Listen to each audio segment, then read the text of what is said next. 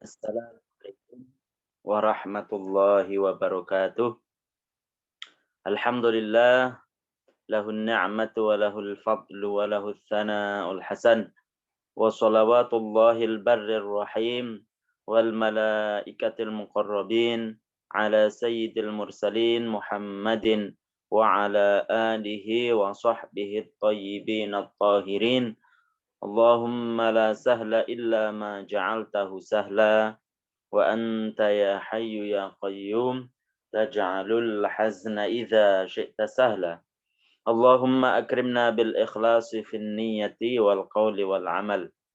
Para jamaah yang dirahmati oleh Allah Subhanahu wa taala, alhamdulillah kita panjatkan puji syukur kepada Allah karena pada sore hari ini Allah masih memberikan kita kenikmatan, masih memberikan kita kesempatan untuk membahas, untuk mengkaji, untuk belajar kitab Al-Qaulul Jali, karya dari syekh-syekh kita.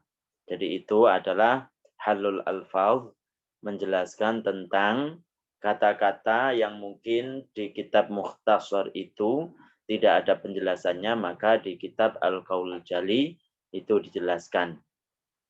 Salawat serta salam semoga tetap tercurahkan kepada baginda Nabi Muhammad sallallahu alaihi wasallam. Jadi kita akan meneruskan kajian kitab Al-Qaulul Jali yang pada sore hari ini kita sudah sampai pada penjelasan tentang syahadat yang kedua. Jadi apa sih kandungan-kandungan yang terdapat pada syahadat yang kedua? Ketika seseorang mengatakan wa anna Muhammadar Rasulullah, wa asyhadu anna Muhammadar Rasulullah.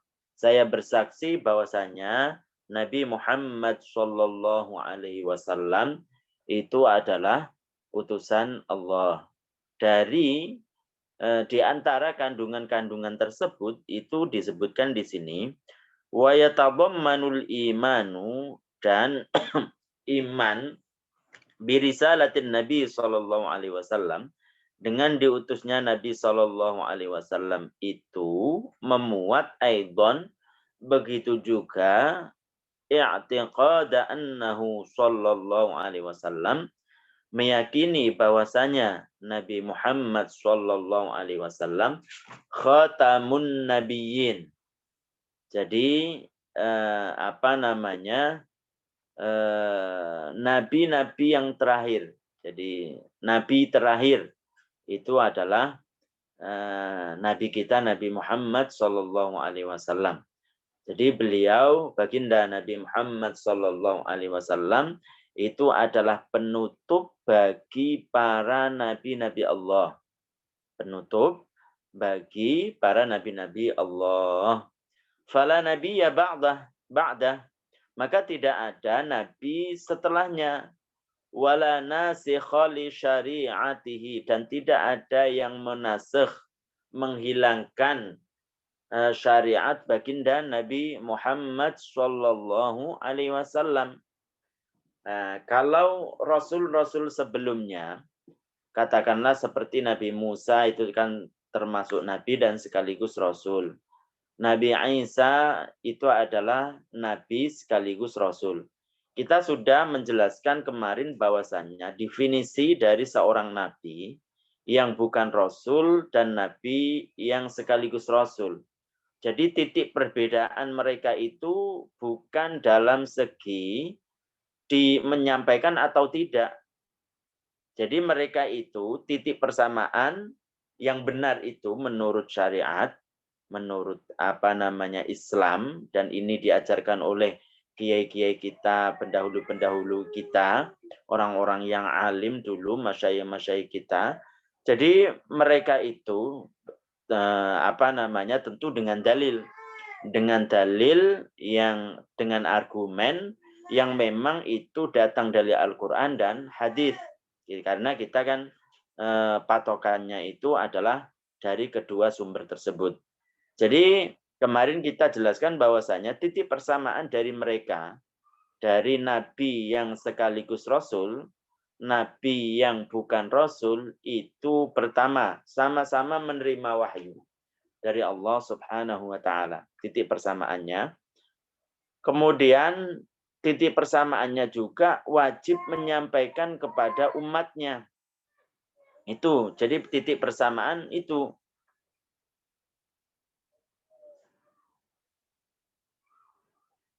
Persamaannya itu adalah mereka sama-sama apa? Sama-sama disuruh untuk menyampaikan. Sama-sama mereka itu mendapat wahyu dari Allah Subhanahu wa taala. Titik perbedaannya, kalau nabi yang bukan rasul itu adalah orang yang disuruh untuk meneruskan mengikuti syariat rasul sebelumnya. Begitu kan? Kemarin mungkin kita bahas tentang bahwasanya nabi dan rasul perbedaan dari nabi dan rasul, nabi yang bukan rasul.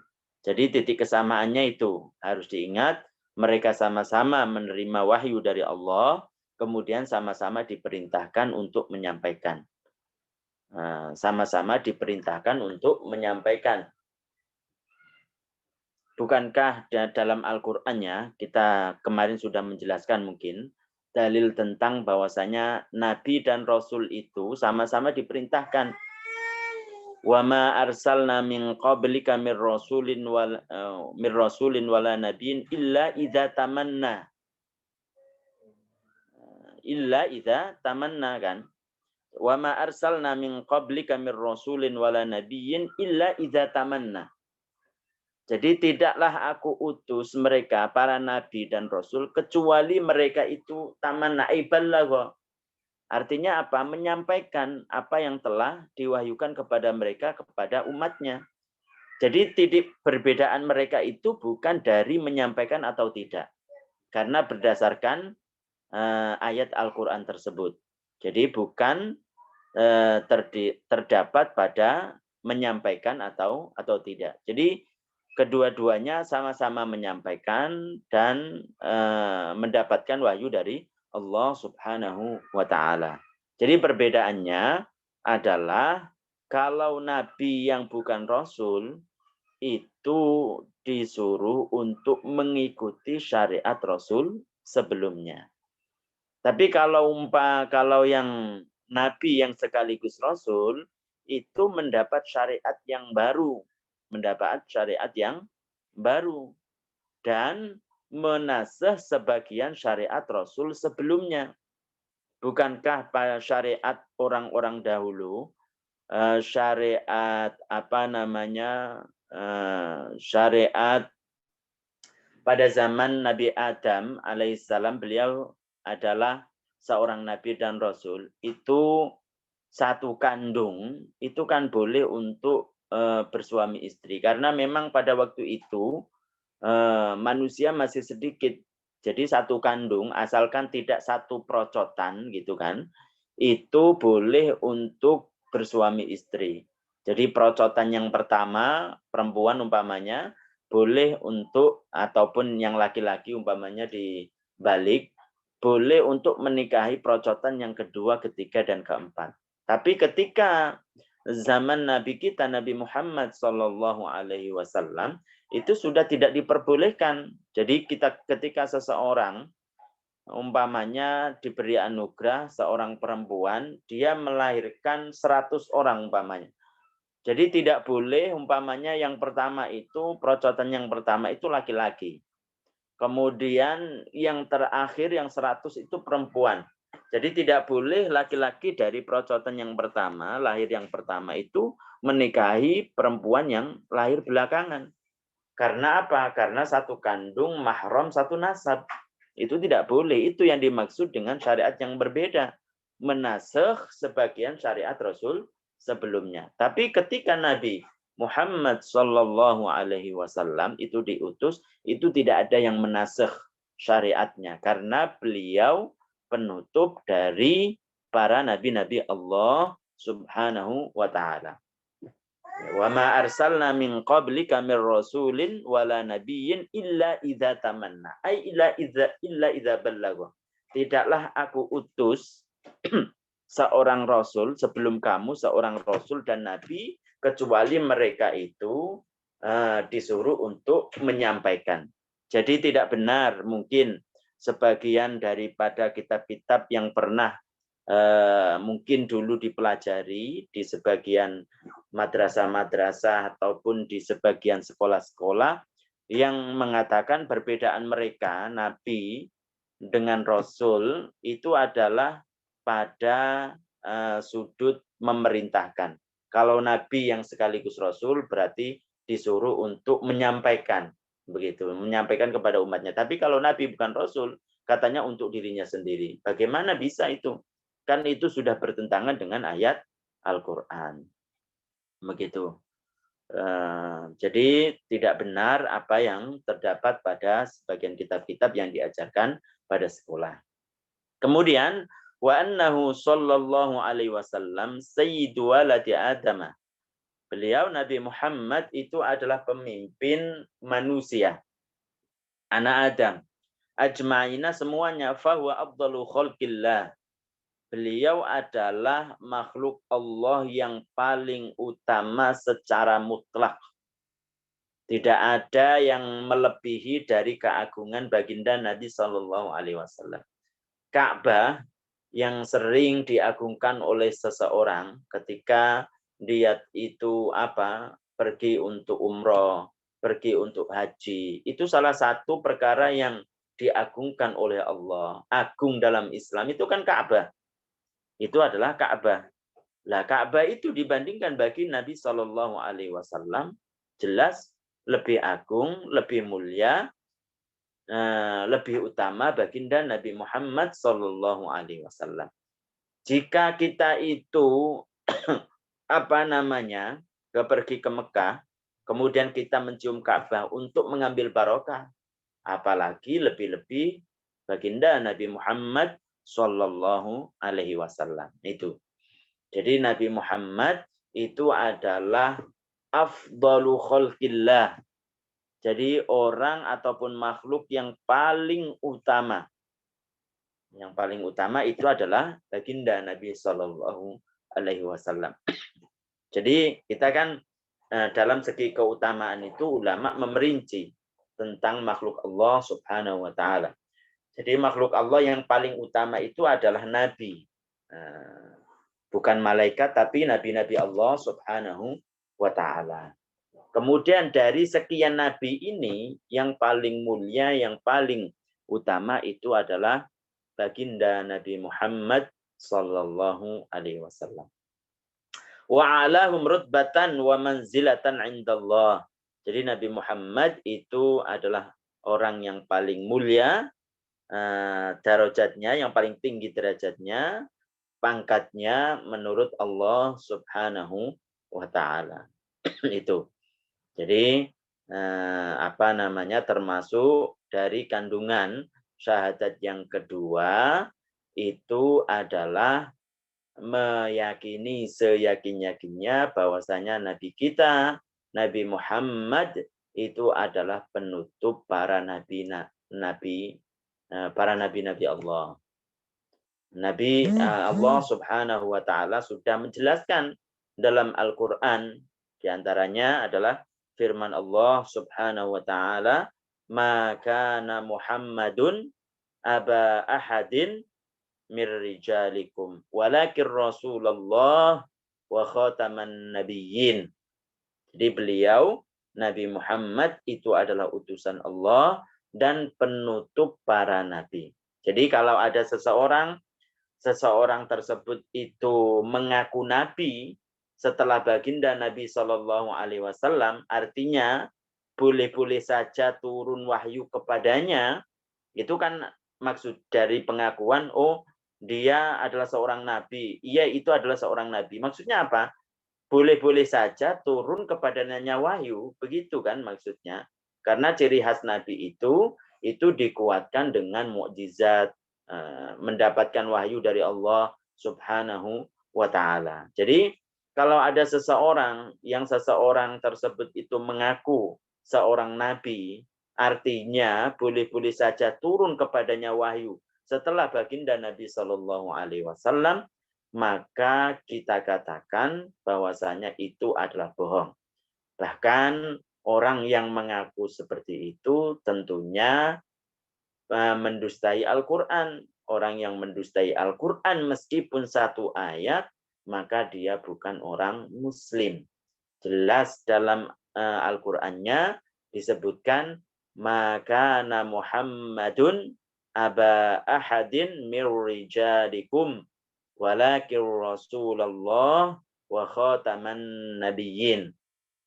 Jadi Nabi Muhammad Shallallahu Alaihi Wasallam itu adalah utusan Allah dan penutup para nabi. Jadi tidak seperti sebagian orang ada yang katanya mengaku nabi, saya itu adalah nabi. Kemudian ketika dikatakan kepadanya bahwasanya jelas-jelas dalam Al-Qur'an disebutkan kan itu wa khataman nabiyyin katanya. Khotam itu katanya itu bukan khotim kata dia. Khotim kalau khotimin nabiyyin itu adalah penutup para nabi, tapi kalau khotam itu adalah cincin katanya begitu. Sehingga boleh-boleh saja kata dia ada nabi setelah baginda Nabi Muhammad Sallallahu Alaihi Wasallam. Kita katakan khotam dengan khotim itu sama aja. Dalam bahasa itu artinya sama. Khotaman nabiyyin, khotimin nabiyyin itu adalah penutup para nabi-nabi Allah Subhanahu wa Ta'ala. Kemudian dia berdalih, oh maksud saya ini adalah saya itu bukan nabi yang seperti Nabi Muhammad, tapi di bawah nabi. Jadi saya mengaku nabi kata dia, tapi masih di bawah nabi. Bukan sendiri begitu katanya. Nauzubillah. Itu juga tidak benar, tidak boleh seperti itu. Kalau ada orang mengaku nabi, berarti apa? Berarti mengaku dia itu menerima wahyu itu. Dan tidak boleh membolehkan seseorang mengaku nabi turun kepadanya wahyu setelah baginda Nabi Muhammad Sallallahu Alaihi Wasallam. Karena jelas Al-Quran menjelaskan bahwasanya nabi itu adalah penutup para nabi. Tapi kalau yang dimaksud itu, kalau yang dimaksud tersebut itu adalah ada seseorang yang mengaku nabi. Tapi yang dimaksud mengaku nabi turun kepadanya wahyu sebelum baginda Nabi Muhammad Sallallahu Alaihi Wasallam, maka ya mungkin saja, bahkan boleh, bahkan kita harus meyakininya. Seperti siapa? Seperti Nabi Isa alaihissalam. Nabi Isa itu kan nanti termasuk dari salah satu tanda akhir zaman, tanda-tanda hari kiamat itu akan turun Nabi Isa alaihissalam. Nabi Isa alaihissalam itu turun untuk memberlakukan di muka bumi ini syariat-syariat baginda Nabi Shallallahu Alaihi Wasallam, bukan dengan syariat yang baru, bukan menasakh dari syariat baginda Nabi Shallallahu Alaihi Wasallam. Jadi memberlakukan syariat-syariat di muka bumi ini dengan syariat baginda Nabi Shallallahu Alaihi Wasallam. Maka kalau yang dimaksud ini adalah turun kepadanya wahyu sebelum baginda Nabi Isa alaihissalam, bukankah diutus sebelum baginda, turun kepadanya wahyu sebelum baginda, maka kita meyakininya bahwasanya itu adalah seorang nabi. Bahwasanya dia Nabi Isa alaihissalam itu adalah memang seorang nabi, tapi turunnya sebelum baginda Nabi Muhammad Sallallahu Alaihi Wasallam. Jadi begitu. Paham ya, insya Allah dengan dalil-dalil yang kita jelaskan. Jadi kita kembali semuanya itu kepada Al-Quran. Ahlus sunnah itu memang begitu. Artinya apa? Meskipun kita tidak mengatakan kita kembali kepada Al-Quran, kita kembali kepada hadis. Hakikat sebenarnya kita itu dalilnya itu dari Al-Quran, hadis. Cuma melalui ulama-ulama yang mempunyai kapasitas untuk mengambil hukum dari Al-Quran dan hadis. Bukan sembarangan orang. Kalau dikatakan kita kan laki-laki, Imam Syafi'i juga laki-laki. Jika Syafi'i mampu untuk menggali hukum dari Al-Quran dan hadis, bagaimana kita tidak? Gitu kata dia. Siapa kamu? Imam Syafi'i itu kecerdasannya itu di atas rata-rata. Dan dia itu adalah orang yang mujtahid mutlak. Jadi mempunyai kemampuan, kapasitas untuk menggali hukum dari Al-Quran dan hadis. Para jamaah sekalian yang dirahmati Allah, itu supaya kita tahu bahwasanya ketika ada seseorang yang seseorang itu menyimpang dari agama, maka kita harus menjelaskan perkara yang benar menurut Al-Quran dan hadis itu bagaimana. Kalau kita itu menjelaskan perkara-perkara ini kepada orang-orang yang percaya tentang Al-Quran dan hadis, tentu butuh kepada dalil, tentu butuh kepada ayat Al-Quran, tentu butuh kepada hadis-hadis Nabi yang sahih.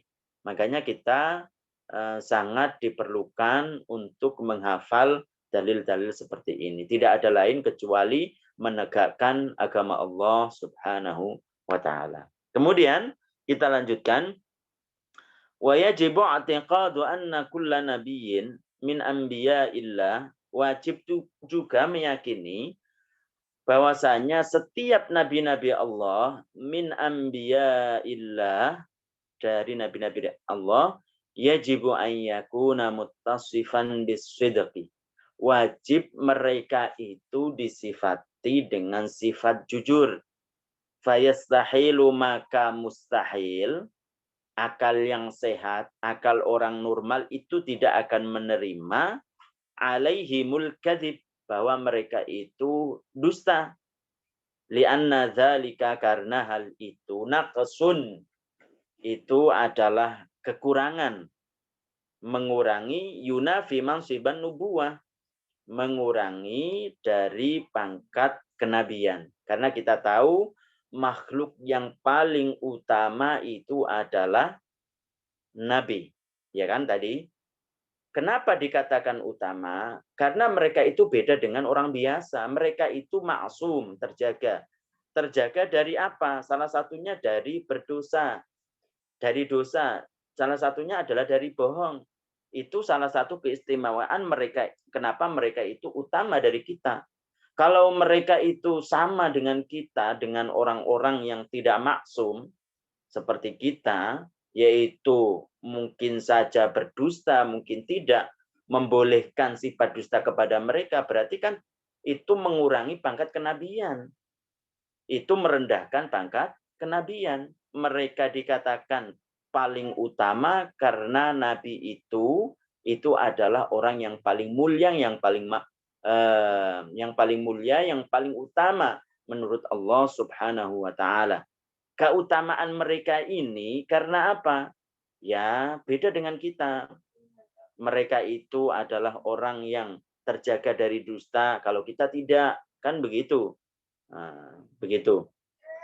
Maka dari sini kita tahu bahwasanya nabi dari nabi Allah yang kita jelaskan, kita kemarin menjelaskan berapa jumlah dari Nabi Allah Subhanahu wa taala. Kemarin menurut satu riwayat kan ada sekitar 124.000 kan, menurut sebagian ulama kan begitu. Masing-masing mereka, baik itu nabi yang sekaligus rasul atau nabi yang bukan rasul, itu terjaga dari dusta.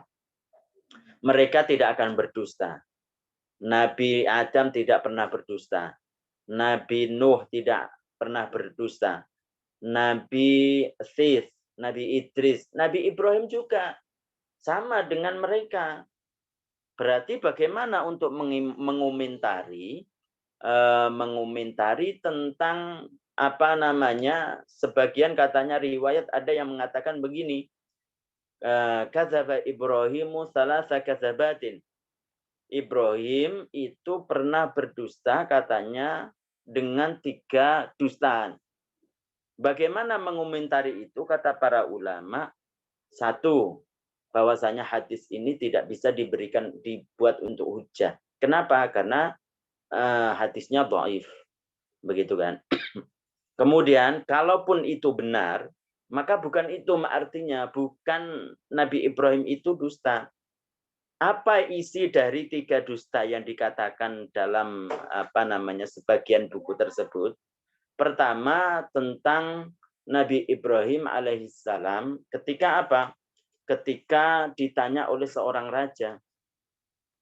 Ditanya oleh seorang raja, siapa ini? Dijawab oleh Nabi Ibrahim alaihissalam, hadihi ukhti. Hadihi ukhti, siapa ini? Ini adalah saudariku. Itu kan? Ditanya, kemudian dijawab hadihi ukhti. Dan itu tidak dusta. Kenapa? Karena yang dimaksud saudari itu adalah saudari fil iman. Saudara seiman, saudara seislam.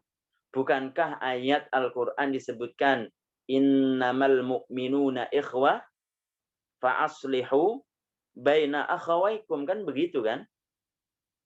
Bahwasanya orang-orang mukmin itu saling bersaudara.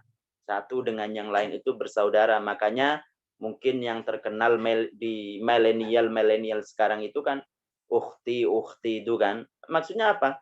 Ukhti fiddin. Maksudnya itu adalah saudari seagama, boleh. Begitu juga ketika istri baginda Nabi Ibrahim alaihissalam ditanya, padahal istrinya itu dijawab bahwasanya ini adalah saudariku. Itu tidak bohong. Itu yang pertama. Yang kedua itu adalah ketika Nabi Ibrahim alaihissalam ditanya tentang yang menghancurkan berhala-berhala, yang menghancurkan berhala-berhala. Mereka bertanya, a'anta fa'alta ya hadza bi alihatina ya Ibrahim? Adakah kamu ini yang mengerjakan, menghancurkan berhala-berhala ini ya Ibrahim? Apa jawaban Nabi Ibrahim? Nabi Ibrahim mengatakan, qala bal fa'alahu kabiruhum hadza fas'aluhum in kanu yantiqun. Nah, akan tapi yang melakukan ini itu adalah yang besar ini. Nah, yang besar ini. Yang besar ini, pada waktu itu kan ceritanya Nabi Ibrahim itu geram karena hak dengan perbuatan kaumnya yang mengagungkan berhala yang paling besar, diagungkan, dihiasi, sehingga Nabi Ibrahim itu memecahkan berhala yang lain, menyisakan yang diagungkan itu. Tujuannya apa? Tujuannya itu supaya mereka itu berpikir bahwasanya berhala yang besar ini tidak bisa membela berhala-berhala yang kecil. Kenapa kamu sembah? Itu tujuannya begitu. Menyandarkan perbuatan Nabi Ibrahim kepada kepada berhala yang besar, yang menyebabkan Nabi Ibrahim memecahkan berhala yang lain. Itu namanya majaz. Jadi menyandarkan perbuatan kepada yang lain, karena yang lain itu menjadi sebab dia itu memecahkan berhala yang kecil-kecil. Kayak seperti umpamanya ya, ada seseorang ya, kalau dalam bahasa-bahasa kita itu biasanya kan ada seorang anak datang kepada ayah umpamanya. Lagi laparnya si anak tersebut tiba-tiba melihat bahwasanya nasi berserakan. Kemudian ditanya siapa ayah yang membuang nasi ini? Dikatakan ibumu. Nah, ibumu yang yang membuang dari nasi itu adalah ibu. Maksudnya apa? Tadi itu saya bertengkar dengan ibu kamu yang membuat saya jengkel sehingga sehingga membuang nasi ini. Jadi menyandarkan perbuatannya itu kepada ibu. Kenapa? Ibu itu menjadi sebab dari dia berjengkel istrinya, yang menyebabkan dia itu jengkel sehingga membuang dari nasi tersebut. Itu masyhur, itu kan di kalangan kita juga begitu. Nah, itu bukan berbohong. Jadi artinya seperti itu. Kemudian yang terakhir itu adalah tentang Nabi Ibrahim alaihissalam ketika diajak untuk oleh kaumnya tentang apa? Tentang untuk menyembah dari berhala-berhala mereka. Jawaban Nabi Ibrahim alaihissalam, inni saqim. Saya sakit. Maksudnya apa? Maksudnya biasanya orang yang meninggal itu didahului dengan sakit. Itu biasanya kan begitu. Itu maksudnya begitu. Jadi setelah kita jelaskan dari tiga-tiga ini, oh ternyata Nabi Ibrahim itu tidak berbohong. Karena memang ada dalil dan itu memang benar adanya seperti itu. Jadi seandainya kita mengomentari dari hadis tersebut, kita bisa ada dua pilihan. Pertama, ada kalanya kita katakan bahwasanya hadis itu hadis yang tidak disepakati oleh para ulama, tidak bisa dipakai begitu, lemah hadis tersebut gitu. Yang kedua, bahwasanya seandainya itu memang benar adalah hadis dari baginda, maka artinya bukan seperti itu. Nabi Ibrahim alaihissalam dan nabi-nabi yang lain itu tidak berdusta, karena berdusta tersebut itu menjadikan pangkat kenabian itu turun begitu. Karena kita tahu bahwasanya pangkat kenabian nabi itu adalah makhluk yang paling utama, karena ini salah satunya adalah mereka itu beda dengan kita. Mereka itu terjaga dari dusta, terjaga dari perbuatan kufur, terjaga dari dosa besar itu. Nah, itu kan sangat pangkat yang sangat agung begitu. Paham ya? Kemudian al-amanah al-amanah wa tajibu lahumul amanah, dan wajib juga bagi para nabi itu al-amanah. Al-amanah itu adalah amanah, tidak berkhianat begitu. Fayastahilu alaihimul khiyanah, maka mustahil bagi mereka itu khianat. Fala yahushun nasa in talabu minhum nasiha, maka tidak akan menipu manusia ketika mereka meminta nasihat kepada para nabi. Bukankah seperti umpamanya begini, seperti dimintakan fatwa tentang apa? Tentang seorang suami yang mentalak istrinya 3 kali. Seorang suami yang mentalak istrinya tiga kali. Dalam hukum Islam, kalau seorang suami mentalak istrinya 3 kali, baik itu satu lafaz itu satu redaksi, bukan yang berangsur-angsur begitu. Seperti apa? Saya mentalak kamu 3 kali. Itu satu lafaz. Maka itu perempuan tersebut itu tertalak 3 kali. Nah, maka kalau tertalak 3 kali itu dia tertalak bain kubro. Bain kubro itu apa? Artinya salah satu hukum konsekuensinya adalah seorang perempuan itu bisa kembali kepada laki-lakinya, akan tetapi dia harus bersuami dengan yang lain. Nikah lagi dengan orang lain, kemudian bersetubuh dengan orang lain, kemudian diceraikan oleh orang lain, kemudian habis iddahnya dari orang lain, baru bisa kembali, gitu. Nah, atau tolak tiga itu bisa diucapkan berangsur-angsur. Setelah akad, karena jengkel umpamanya dan lain sebagainya, ada kata-kata tolak. Ada kata-kata yang dikeluarkan dari seorang suami talak kepada istrinya. Kamu tolak. Jatuh pertama kan. 10 tahun berikutnya, dia mengatakan, kamu saya talak, sudah 2 kali. Maka kalau sudah 2 kali ini, hati-hati, tinggal 1 kali. Tinggal 1 kali. Kalau dia mengucapkan setelah 30 tahun lagi, 1 kali lagi, maka dia tertalak bain. Maka dia tertalak bain kubro. Maka konsekuensinya seperti yang kita jelaskan tadi. Kemudian ada seseorang itu ingin meminta fatwa karena dia saking masih cintanya dengan istri, umpamanya dia meminta fatwa, Pak Yai atau Pak Guru, gimana hukumnya seseorang yang mentalak istrinya 3 kali itu bagaimana? Apa sebelum dia bertanya seperti itu menyodorkan dolar, menyodorkan emas. Ini ada apa namanya? Enggak seberapa, paling cuma 100.000 dolar ini. Ini hadiah aja gitu. Kemudian apa? Karena dia tidak amanah, katanya dia apa yang ia katakan? Ya hanya kamu itu apa? Hanya kamu itu membayar denda aja. Nggak ada konsekuensinya, kamu boleh untuk dia masih statusnya adalah istri kamu, gitu kan? Maka orang tersebut telah menipu umat. Maka orang tersebut itu adalah khianat.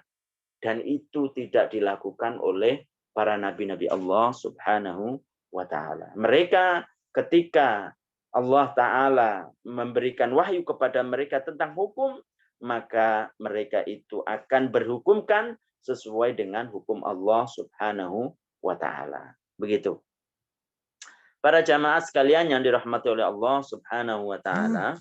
Kemudian kita lanjutkan dikit. Wala yakuluna amwalan nasi bil batil. Wala yakuluna amwalan nasi bil batil, dan tidak memakan harta manusia dengan cara tidak dibenarkan oleh syara. Karena yang titip ini adalah bukan orang muslim, maka saya nanti mengatakan kalau dia menagih titipan, dia adalah orang Yahudi, dia adalah orang Nasrani, dia adalah orang Majusi, umpamanya seperti itu, maka saya akan katakan bahwasanya kamu tidak pernah menitipkan kepada saya. Kemudian setelah ucapan seperti itu, dia ambil emasnya, titipannya tadi, kemudian dia makan. Itu nggak mungkin itu terjadi kepada para nabi-nabi Allah Subhanahu wa Ta'ala. Bukankah kita dalam transaksi itu ada aturan-aturan sehingga ini berlaku baik kepada muslim ataupun non-muslim. Salah satu transaksi itu adalah ketika seseorang jual beli. Ketika seseorang menitipkan, meskipun yang beli itu adalah bukan orang yang sama seagama, kita tidak boleh mengkhianatinya. Kita berdosa nanti. Meskipun yang beli itu adalah bukan orang yang muslim. Nah, jadi ada aturan-aturan seperti itu. Dan itu tidak akan tidak akan dilakukan oleh para nabi-nabi Allah Subhanahu wa Ta'ala. Dalam satu cerita, bukankah Nabi Shallallahu Alaihi Wasallam ketika dia mau berhijrah dari kota Mekah ke kota Madinah, kemudian digantikan oleh Sayyidina Ali tempat tidurnya itu di rumah yang di situ tadinya Nabi Muhammad ada di situ. Kemudian karena musuh-musuh Nabi Shallallahu Alaihi Wasallam itu mengelilingi tempat tersebut untuk membunuh baginda Nabi Shallallahu Alaihi Wasallam. Kemudian Allah Subhanahu Wa Taala memberitahu Nabi Shallallahu Alaihi Wasallam bahwasanya ada musuh-musuhnya. Kemudian sebelum baginda Shallallahu Alaihi Wasallam itu keluar dari rumah dan digantikan oleh Sayyidina Ali, beliau kan berkata bahwasanya ini ada titipan-titipan. Salah satu orang yang menitipkan itu adalah orang Yahudi. Coba, orang yang memusuhi Nabi Shallallahu Alaihi Wasallam, orang Yahudi. Tapi ketika menitipkan sesuatu, saking amanahnya para nabi Allah Subhanahu Wa Taala dikembalikan. Bukan atas nama mungkin sebagian kita, atas nama dia adalah bukan orang Muslim, maka kita ambil. Dari mana hukum itu dibenarkan seperti itu? Tentu tidak seperti itu. Apalagi kepada para nabi-nabi Allah Subhanahu wa Ta'ala, tentu mereka tidak akan makan harta manusia dengan jalan yang batil, tidak dibenarkan oleh syariat Islam. Para jamaah sekalian yang dirahmati oleh Allah Subhanahu wa Ta'ala, mungkin itu yang bisa kita sampaikan sampai pada sore hari ini. Semoga bermanfaat bagi kita sekalian dan terus istiqomah untuk menyebarkan akidah-akidah Ahlus Sunnah wal Jamaah tentu dengan bijaksana, dengan lemah lembut, supaya kita orang-orang yang memang menyebarkan akidah Ahlussunnah wal Jamaah itu sesuai dengan apa yang diridhoi oleh Allah Subhanahu wa taala, dan tentunya kita menjadi orang-orang yang selalu ikhlas menyebarkan agama Islam. Mungkin itu yang bisa disampaikan sebelum kita tutup. Mungkin dari para jamaah sekalian ada yang mau bertanya, terutama tentang apa yang kita sampaikan ini. Silahkan.